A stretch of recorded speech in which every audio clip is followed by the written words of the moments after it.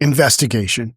We expose the Chilean gangs who set blazes and fanned out to scoop up treasures from the rich and famous as LA wildfires razed the city to the ground.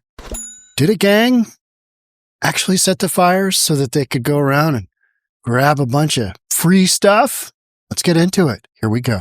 Here's a little synopsis to bring you up to speed if you haven't been following this one.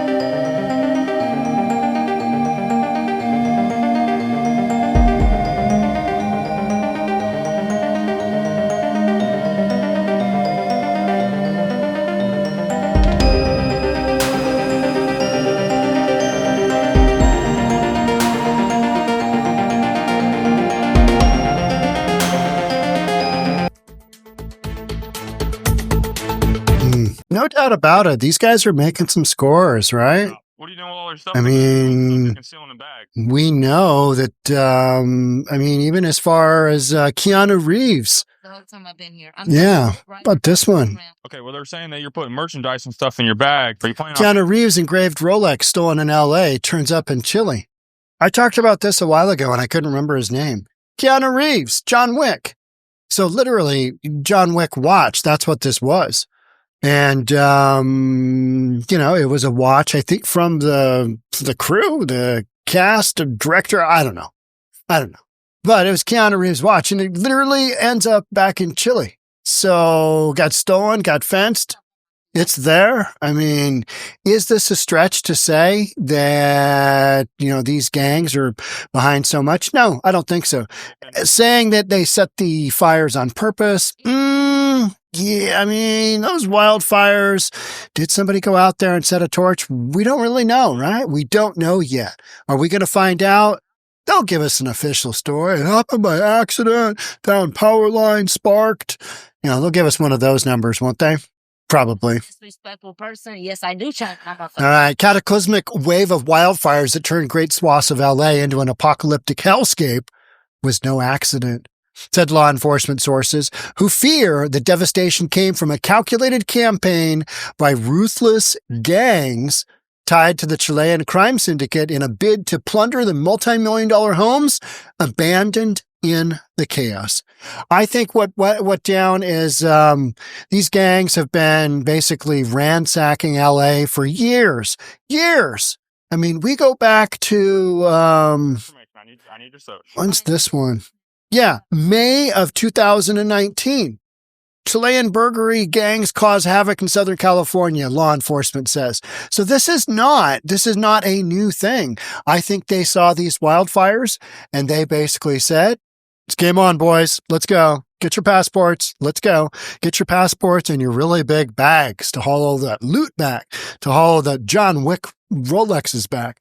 RedderOnline.com can reveal the strategies as simple as it is horrifying. Set fires, wait for residents to flee, and swoop in to ransack properties.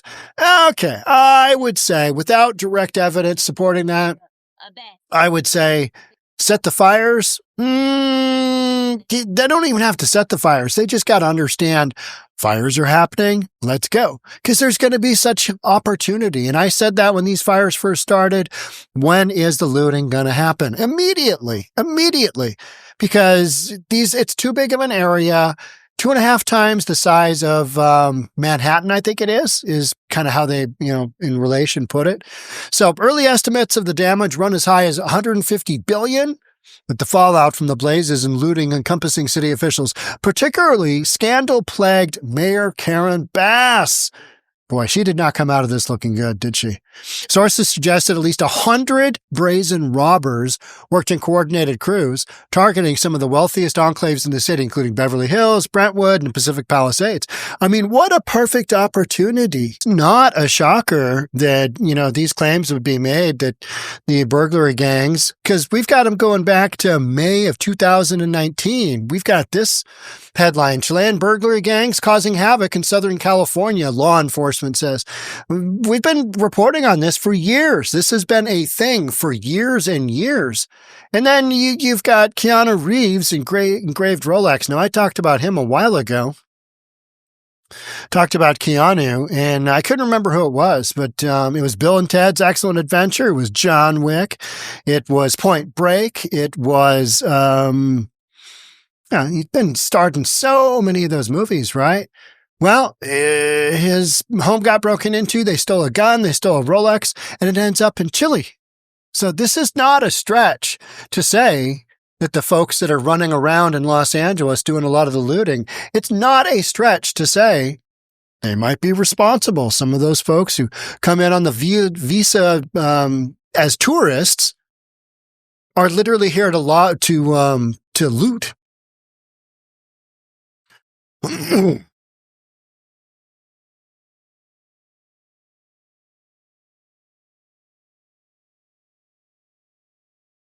These gangs are highly organized and have no fear of getting caught, revealed one law enforcement insider. They use the fires as a smokescreen, literally and figuratively, to clean out these homes of cash, jewelry, and priceless art. And why wouldn't they? We all know there aren't enough cops to go around. You have a massive deal like this, you're going to have looters just come in and do their thing. Now, I know the authorities have said, well, we're not going to have any price gouging or we're not going to have any looting. You're going to have plenty of both. Because on a good day, California, LA can't defend its own. Residents of these cities in California, yeah. And you've given up so much control to the criminal element that this is what ends up happening. Authorities suspect the mobs are tied to a Chilean net syndicate known for infiltrating gated communities and striking with military-like precision. While firefighters risked their lives battling the infernos, residents who weren't yet evacuated rushed to install extra security measures. Could you imagine? Think about this for a second. Your house has made it. Your block has made it through the wildfires. Now, all the streets around you, they're gone. They're torched. Schools are gone. All businesses are gone. They're just torched. Your home and a few others around you are the ones that are left. Now, you're being told you can't go back there because Mayor Bass has been, you can go back. You can't. You can go back. No, you can't. Oh, you can go back. Did that number. And people are like, oh, which way are we going? They don't really know. It's because they've got all this stuff to kind of coordinate. Hey, when can the residents actually go back? So in that meantime, your house is just wildly vulnerable, right? I mean, there's nobody around to call 911 if somebody does break in. So you are just at the whim of whatever police happen to be around close enough to basically shut somebody down from breaking into your home and robbing you blind. So if the wildfire doesn't get it and water damage doesn't get it, the looters get it. Absolutely nuts. But why wouldn't this happen? This is California. This is exactly what we would expect. The criminal element to just keep doing their thing. It's not like this storyline just popped up out of nowhere. I mean, we go back at least, 6 years now. Literally, I just showed you that article. It's a nightmare, said one homeowner. You're not just scared of the fire. You're also scared of who's lurking behind it. Meaning, who started the fire? What have we got going on? Scope of the robberies has left locals fearing for their safety and livelihoods. This isn't just about theft, another resident declared. This feels like an assault on our city. As damage and casualties mounted, people began pointing fingers at city officials, with Mayor Bass coming under the most scrutiny for allegedly mismanaging emergency resources and failing to protect vulnerable areas. Now, her issue was that she was in Ghana. She was in Africa when this went down. What are you doing in Africa? What are you doing in Africa? Mayor from South Fulton was also in Ghana. That seems, and he spent, $25,000? Spent a whole bunch of money on his town's credit card, and just got all these receipts. Yeah, he did a trip to Africa, did a trip to Ghana as well. It's something you do. Oh, let's go to Ghana. I don't know why you'd go there, but he did, and he put it all over his Instagram. Spent a bunch of the city's money, and he's like, I've got receipts, kinda. I mean, more Tiffany Henyard stuff. Just some real knuckleheaded stuff. Here we got another news story. Chilean break-in crew is back, and burglaries are on the rise in La Jolla. So it's a known quantity to the point where NBC7 out of San Diego just basically comes right out and says, yep, here's what's going on. Burglars caught on camera at La Jolla home in November 2021, thought to be members of the same Chilean organized crime syndicate.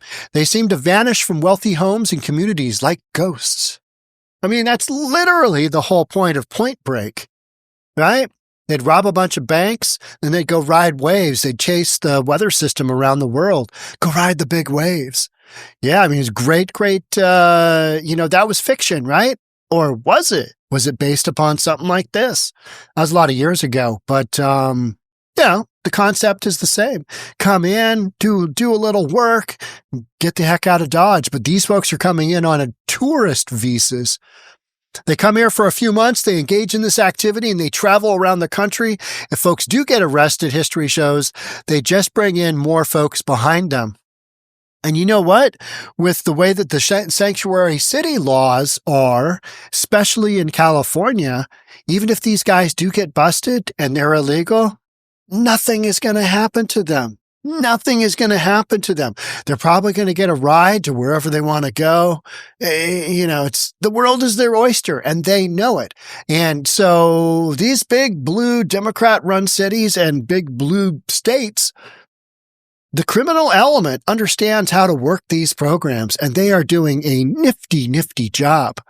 Now, what happens if we can actually prove one of these gang members started these fires? Oh, oof. And then things are getting spicy, right? I have no reason to believe that.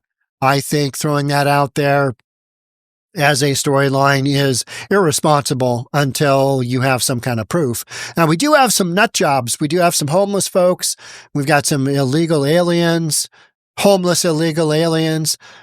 We've got proof that some of them have attempted to start fires. We've got the one guy with the blowtorch.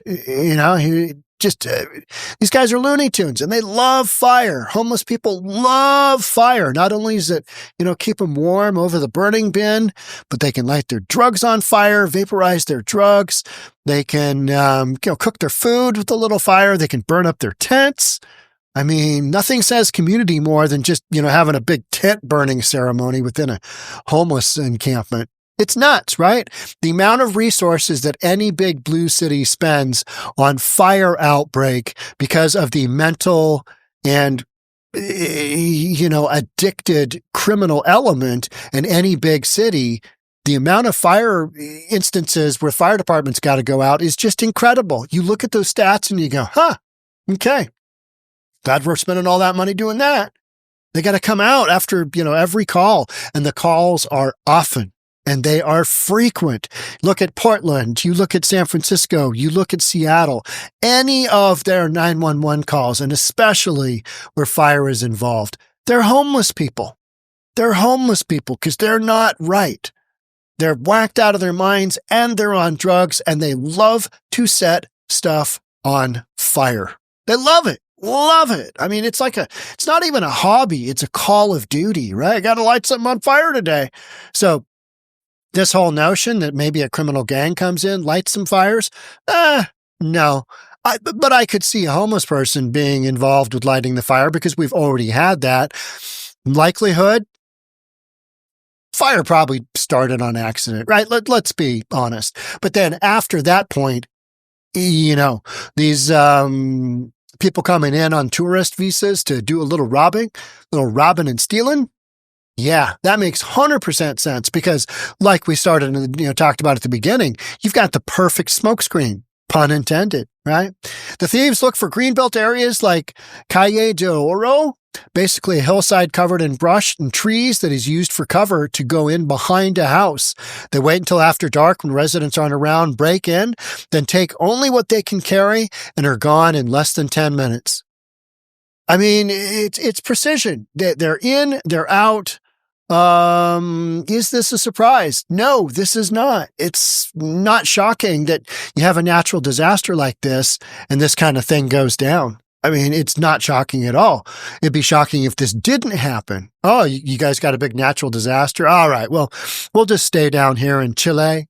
We'll stay down here and we'll just kind of hang out. And, when you guys get that whole fire thing squared away, when you guys kind of get rebuilt, a little bit more so, get more open, we'll come back and we'll steal some more stuff. No, this is the perfect time for all of that to have happened. But what are politicians in California doing? Yeah. They're going after price gouging. Price gouging. We got 2 real estate brokers to charge more than 10% after the fire. I mean, put all of your resources into keeping the homes, keep the people safe that have been impacted by the fire. Price gouging. You know what I mean? That is not really that important. These are wealthy Californians for the most part. They can afford it. And the other folks that can't, I got a feeling they're going to figure it out. They're going to work it out. They're going to come up with some kind of game plan. I mean, people always do during a, massive, massive natural disaster like this. And that's what that is. That is massive natural disaster.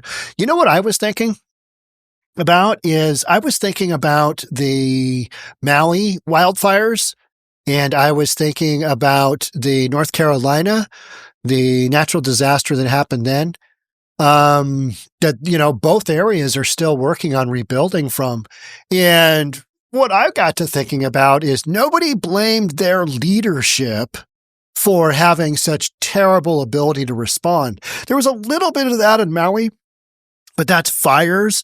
And I think that kind of gave us our first clue of, all right, this is what happens when you got some massive winds. Boom, it's game on. This is how that goes. Now, I know a lot of people, conspiracy theorists, wanted to say, well, it's a land grab. We're doing this. We're doing that.